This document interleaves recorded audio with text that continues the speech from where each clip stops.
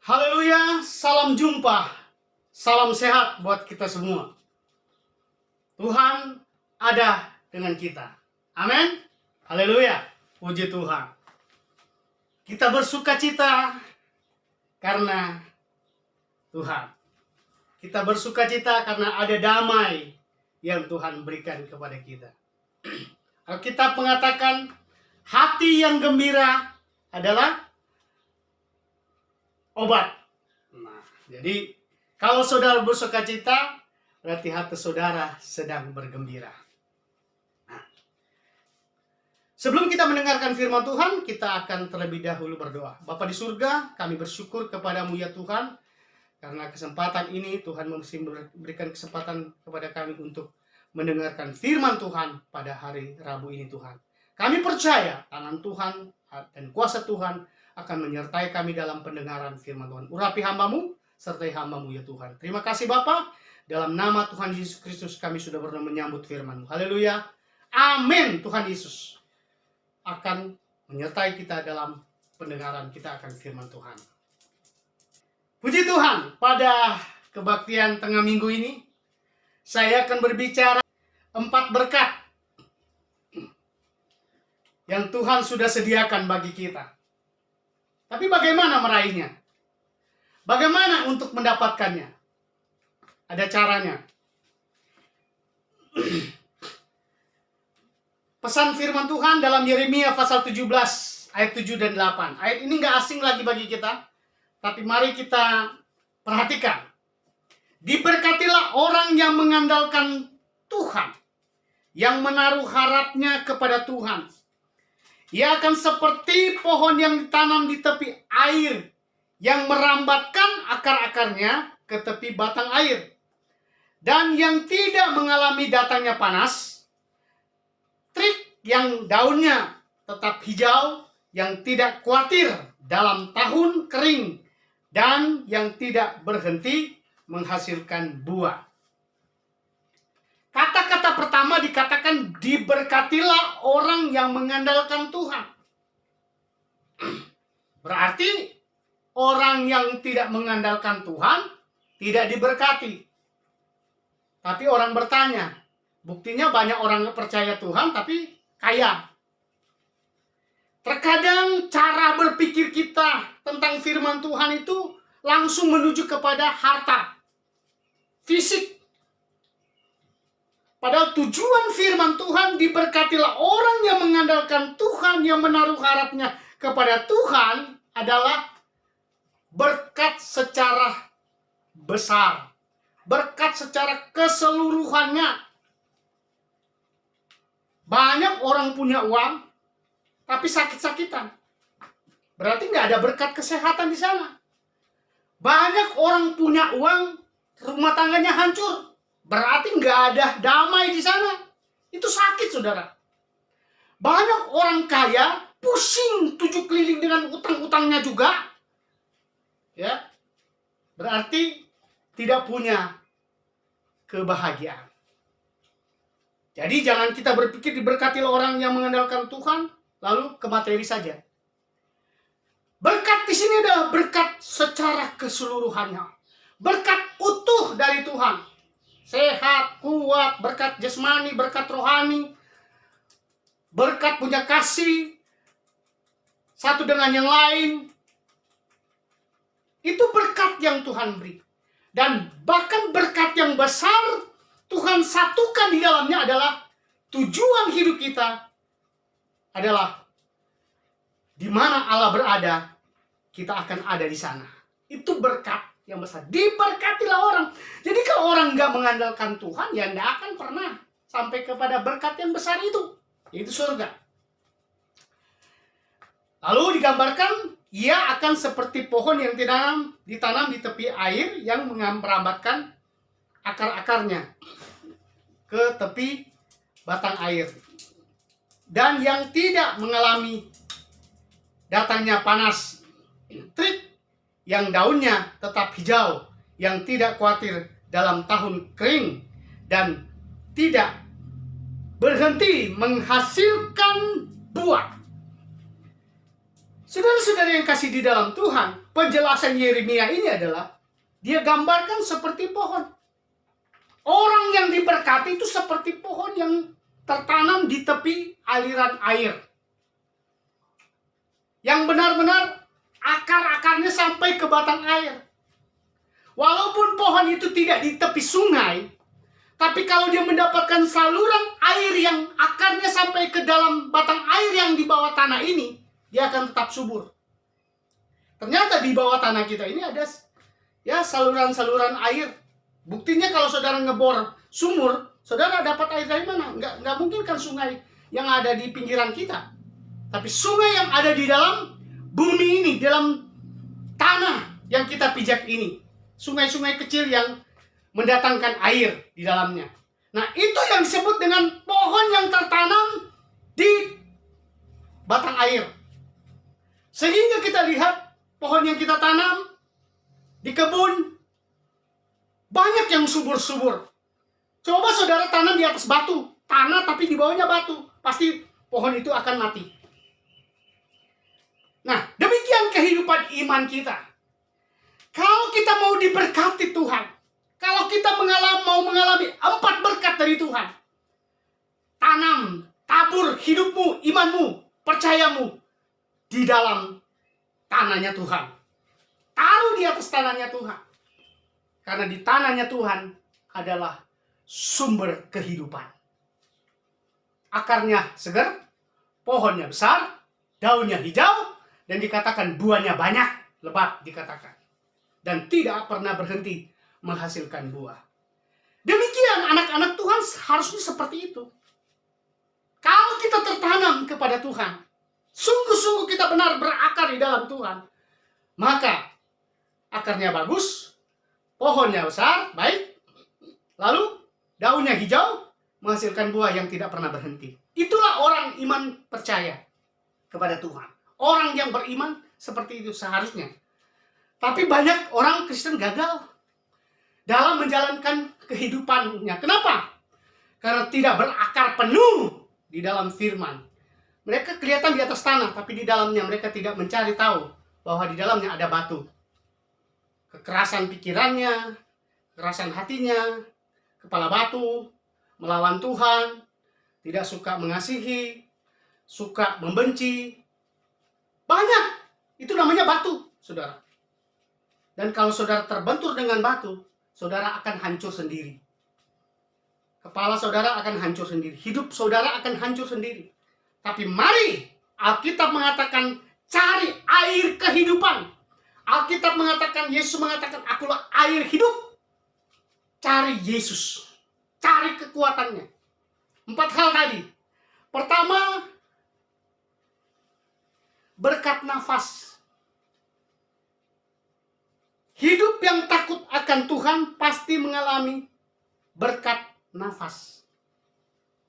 Yang 4 hal tadi, berkat nafas.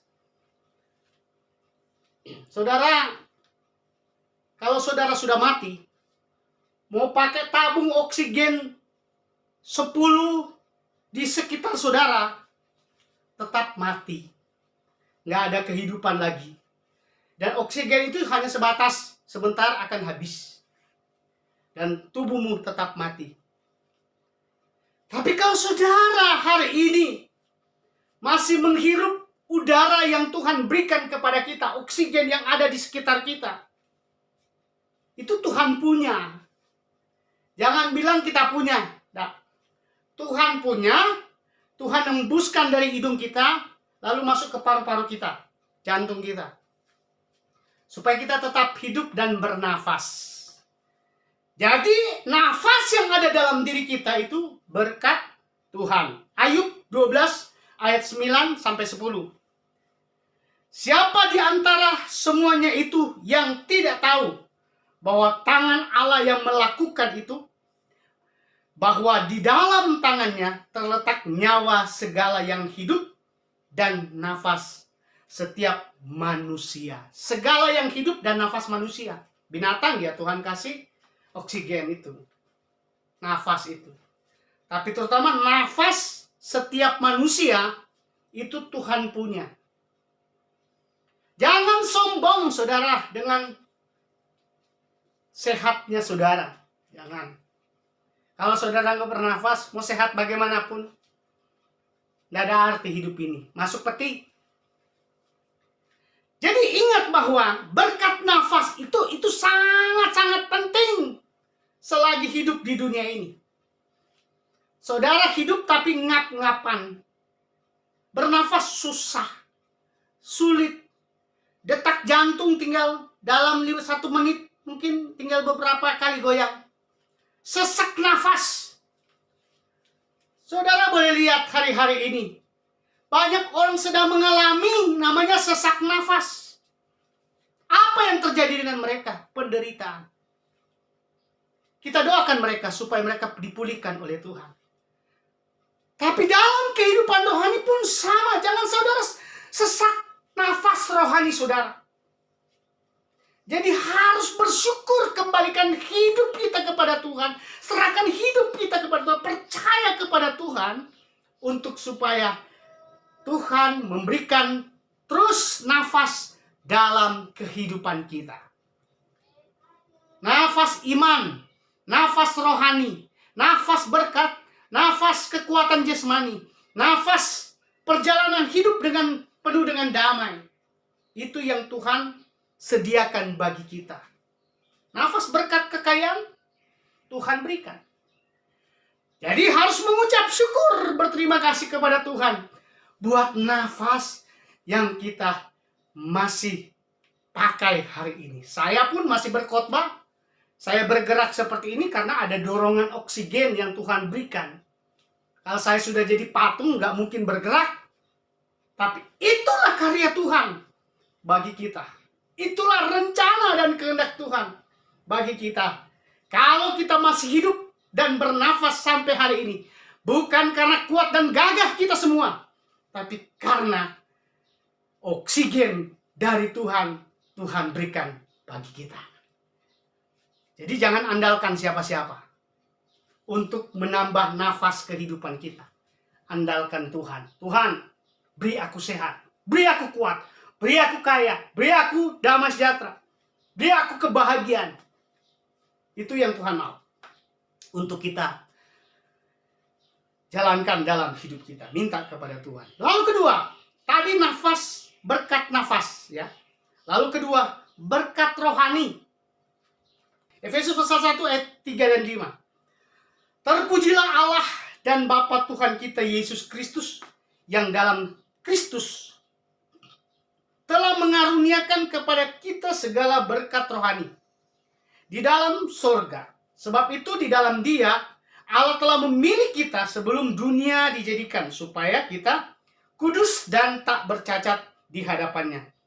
Dalam kasih Ia telah menentukan kita dari semula oleh Yesus Kristus untuk menjadi anak-anaknya sesuai dengan kerelaan kehendaknya.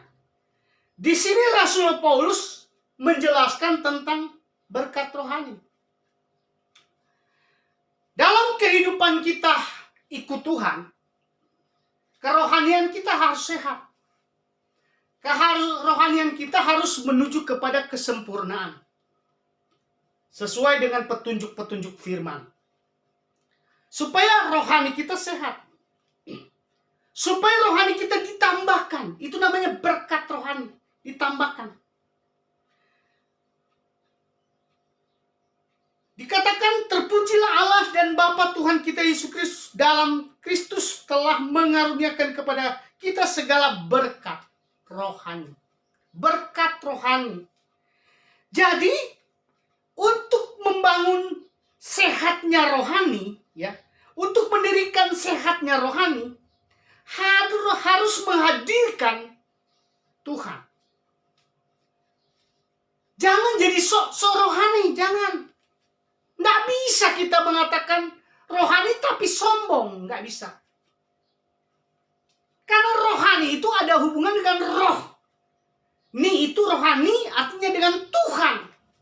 Dengan satu tujuan kepada Tuhan. Rohani. Satu di dalam Tuhan. Dibangun di dalam Tuhan. Rohani. Itu rohani. Jangan jadi roha-roha. Orang bilang yang roah, bukan. Tapi jadilah rohani berhubungan dengan Tuhan. Orang yang memiliki berkat rohani, ada pertumbuhan iman, pertumbuhan damai sejahtera. Tidak ada perselisihan, tidak ada pertentangan, tidak ada caci maki. Itu orang yang hidup dalam rohani. Bagaimana saya mengatakan saya adalah orang rohani? Tapi kita suka caci maki orang lain. Kita suka ngumpat orang lain.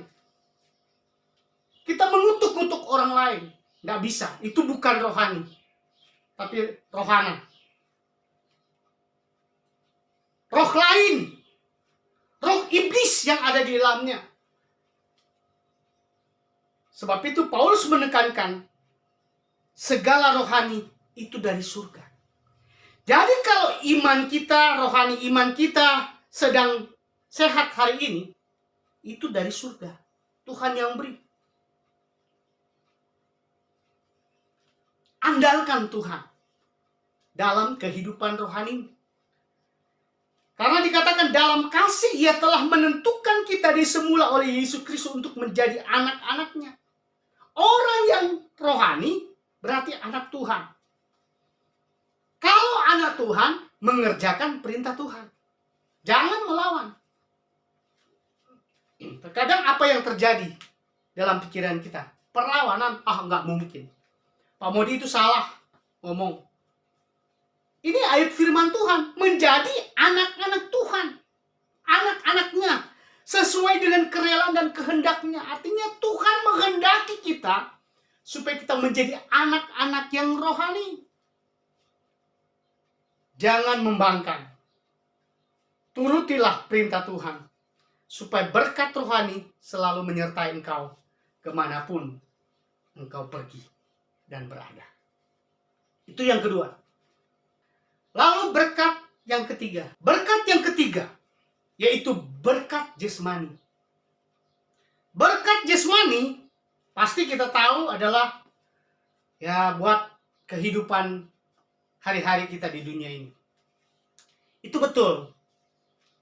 Tuhan memberikan kehidupan kita untuk menikmati berkat jasmani. Jadi jangan menganggap itu sebuah perjalanan biasa-biasa saja atau hal-hal yang ya di dunia ini aktivitas biasa. Berkat jasmani itu penting, saudara. Kalau saudara lapar hari ini, otomatis dalam tubuh saudara akan memberontak. Perut saudara akan berontak. Asam lambung saudara akan naik. Dan asam lambung menggerogoti kesehatanmu, maka engkau mudah sekali kena dengan virus. Ya, virus corona yang mampu menghancurkan. Dan virus-virus yang lain. Dan virus-virus roh-roh yang lain. Iblis pun mengatakan, udah mencuri aja, kau kan lapar. Nah itu virus-virus yang aneh. Kalau iblis mulai berbicara, itu virus yang aneh. Yang mampu menghancurkan semua aspek kehidupan kita, bahkan keturunan kita. Berkat jasmani. Ulangan pasal 28 ayat 2-6. Ini agak panjang, tapi mari kita sama-sama membaca. Saudara boleh baca di rumah, buka HP Alkitab saudara yang lain untuk membaca ayat ini. Ulangan pasal 28 ayat 2-6. Apa kata Tuhan tentang berkat jasmani? Ini benar ya, Tuhan bilang berkat jasmani. Segala berkat ini akan datang kepadamu dan menjadi bagianmu. Itu janji Tuhan. Segala berkat ini akan datang kepadamu dan menjadi bagianmu. Ini Tuhan yang bicara.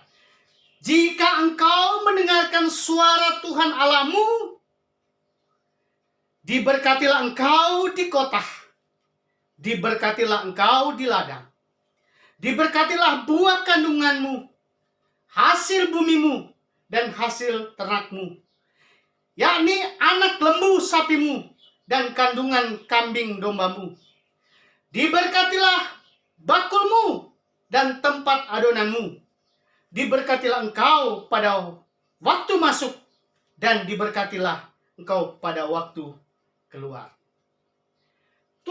bilang dengan ayat ini, itu berbicara tentang kebutuhan jasmani kita. Jangan terlalu jauh kita mengartikan ke sana. Tapi ini memang Alkitab mengatakan kita diberkati secara rohani.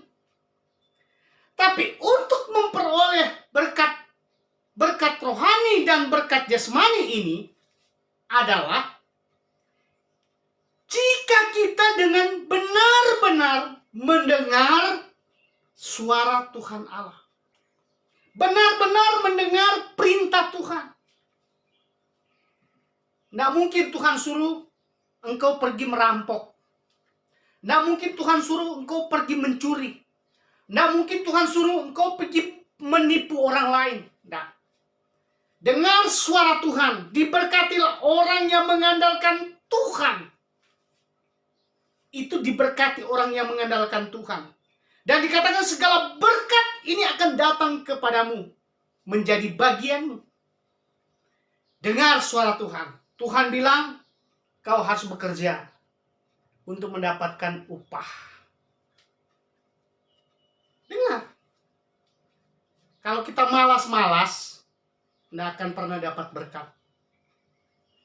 Kita tidak bekerja, tidak dapat berkat. Tuhan suruh. Itu untuk apa? Untuk jasmani kita. Jadi dengar firman Tuhan, perintah kepada kita untuk apa? Untuk kita memperoleh sesuatu yang Tuhan sudah sediakan. Karena orang yang bekerja, Alkitab mengatakan pasti mendapatkan upah. Kerja yang benar ya. Bukan kerja yang nipu-nipu, bukan. Bohong-bohongin orang, bukan. Tapi kerja yang benar. Pasti mendapatkan upah. Karena orang yang berkeringat, melakukan sesuatu, mengerjakan sesuatu, pasti ada hasilnya. Contoh, saudara buka ladang hutan. Ya, nggak usah besar-besar 1 hektar saja. Saudara bersihin, lalu tanam jagung atau padi ladang.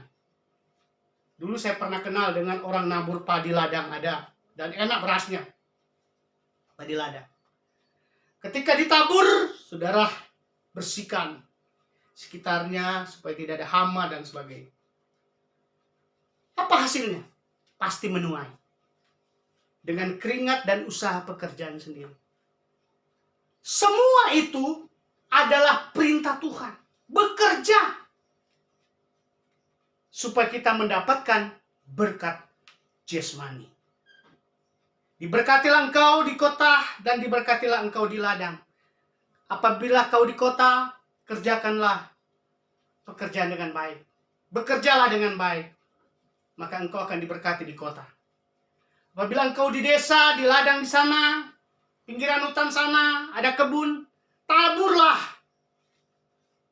Diberkatilah engkau di kota, diberkatilah engkau di ladang.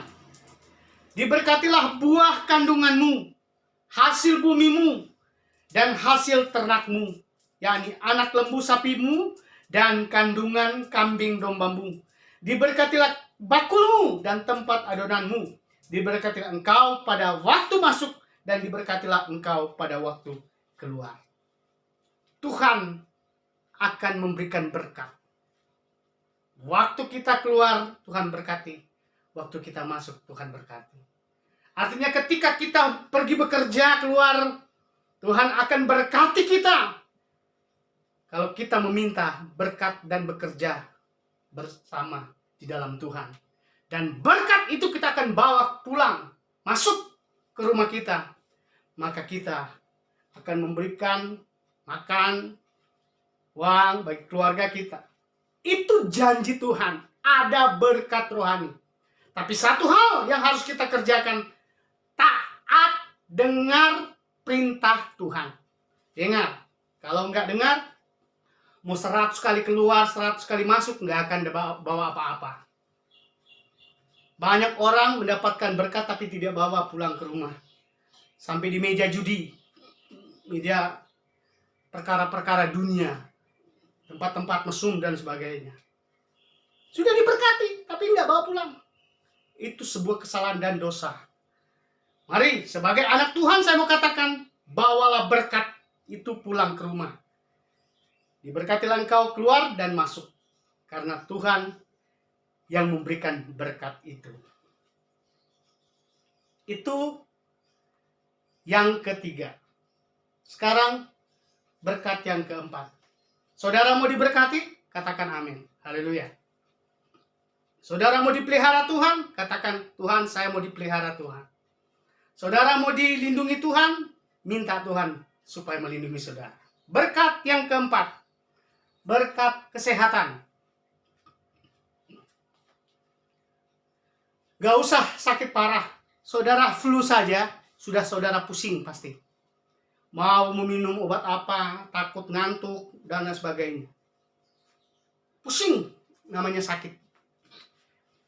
Tapi ada berkat kesehatan Tuhan akan nyatakan kepada kita.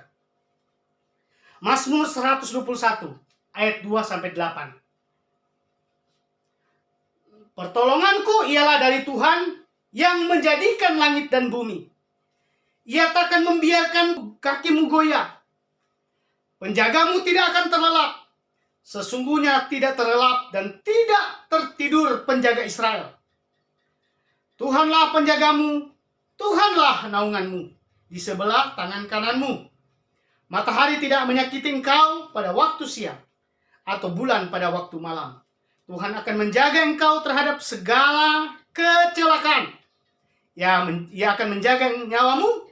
Tuhan akan menjaga keluar masukmu dari sekarang sampai selama-lamanya. Ini berkat kesehatan. Kalau saudara sedang mengalami sakit dan mulai payah, minta mujizat dari Tuhan. Naikkan iman. Katakan, Tuhan, sembuhkan saya. Pertolonganku ialah dari Tuhan. Dokter, iya. Saudara lari ke dokter, minta periksa dan dokter kasih obat. Berapa lama bertahan? Dan kalau bukan karena Tuhan menyembuhkan, tidak akan terjadi penyembuhan. Sekalipun obat begitu banyak. Sudah dikasih obat ini. Sekarang serba salah minum obat. Minum obat sakit kepala, ginjal bisa kena. Minum obat ginjal bisa lambung kena. Minum obat yang untuk keseleo, bisa urat-urat lain goncang. Kenapa? Karena memang tubuh kita ini sangat mudah dirontokkan oleh hal-hal yang lain. Sangat mudah diruntuhkan, dihancurkan.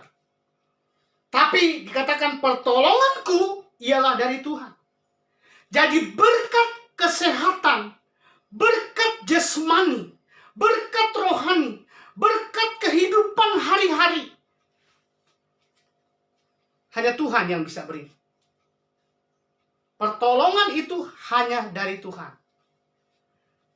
Kalau saudara mengandalkan dukun, kuasa-kuasa gelap, mungkin iya. Mungkin saudara dapat. Tapi Alkitab tidak menjamin. Alkitab tidak mengatakan itu kekal selama-lamanya. Hanya dalam pertolongan Tuhan, hidup kita dibebaskan dari sakit penyakit. Hanya di dalam Tuhan, hidup kita diberi kekuatan semangat yang ajaib dan luar biasa. Percayalah, Tuhan tidak pernah berdusta. Tuhan dengan janjinya kepada kita itu kekal. Sekali Dia berkata, aku akan menyertai engkau, pasti Tuhan akan berkati dan menyertai kita. Fokuskan pandangan iman kita kepada Tuhan. Pertolonganku dari Tuhan. Ia takkan membiarkan kakiku goyah. Kalau kaki saudara mulai gemeter, walaupun mungkin di atas kaki itu tidak ada sakit, tapi kalau kaki saudara mulai bergetar, tidak kuat menopang tubuh saudara, tanda saudara akan jatuh lemah. Tanda saudara tidak akan pernah punya kekuatan. Kaki adalah andalan manusia untuk melangkah, bekerja, dan melakukan sesuatu untuk kehidupan kita. Sebab itu, jaga kesehatan kaki kita, supaya kita tetap berjalan dan beraktivitas. Minta Tuhan tuntun langkah-langkah kaki kita. Minta Tuhan berikan kesehatan kepada kaki-kaki kita, supaya dalam perjalanan iman, dalam perjalanan mengiring Tuhan, kita tetap melangkah dan melangkah terus sampai kita meraih tujuan kita. Dikatakan ia tidak akan membiarkan kakimu goyah, penjagamu tidak akan terlelap. Sesungguhnya tidak terlelap, tidak tertidur penjaga Israel. Tuhan penjagamu, Tuhan naungan. Tuhan menjagamu, Tuhan melindungimu. Jangan biarkan pikiran kita nyasar kemana-mana. Jangan biarkan hati kita kemana-mana.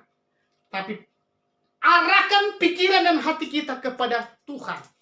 Maka Tuhan akan menurunkan kuasa kesehatan, kuasa kemampuan, kuasa damai sejahtera, kuasa berkat-berkat jasmani dalam hidup kita. Sekalipun kita punya relasi, mungkin orang-orang berpangkat dan sebagainya, saya mau katakan itu nggak kuat.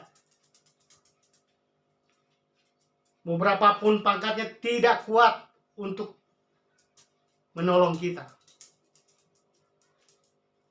Tapi kalau Tuhan ada serta dengan kita, dengan iman kita naikkan kepada Tuhan, kemanapun Tuhan pelihara kita. Katakan dengan iman, saya percaya. Katakan dengan iman, saya percaya akan Tuhan. Percaya kuasa Tuhan. Karena hanya Tuhan yang mampu menolong dan memberkati kehidupan kita. Itulah 4 berkat kalau kita mau taat akan perintah Tuhan. Saya percaya Tuhan serta dengan kita. Puji Tuhan, mari kita berdoa. Terima kasih Tuhan buat kebenaran firman-Mu yang sudah membawa kami kepada kekuatan-Mu. Kebenaran firman-Mu sudah melandasi semua perjalanan hidup kami, supaya kami tetap benar-benar sehat, kuat, dan diberkati oleh Tuhan. Berkati seluruh sidang jemaat-Mu GPKD Eklesia Bandung dan seluruh aktivitas hidup mereka. Yang sakit, dalam nama Yesus Engkau terima mujizat dari Tuhan. Dalam nama Yesus Engkau diberkati oleh Tuhan. Engkau dibangkitkan semangat di dalam Tuhan. Karena hanya Tuhan yang mampu menolong kami. Terima kasih buat segala berkat-berkat yang umat-umat-Mu sudah persembahkan. Berkatilah mereka. Lumbung-lumbung mereka diisi. Kesehatan hidup mereka dilengkap-lengkapi Tuhan. Anak-anak mereka, pendidikan, usaha, apapun yang dikerjakan umat-umat Tuhan, diberkati oleh Tuhan. Terima kasih. Kami berdoa buat situasi keadaan dunia saat ini. Virus COVID, dalam nama Yesus Engkau dihancurkan, Engkau dilenyapkan. Dan semua orang yang mengalami sakit, apapun yang mereka alami, Tuhan pulihkan. Mujizat Allah terjadi. Dan akan terjadi penuaian besar di tengah-tengah dunia ini. Jiwa-jiwa yang hilang datang kepada Tuhan. Berkati semua program pelayanan kami. Tuhan sertai dengan kekuatan-Mu ya Tuhan. Terima kasih Bapa. Dalam nama Yesus kami sudah berdoa. Haleluya. Amin. Puji Tuhan. Tuhan Yesus memberkati.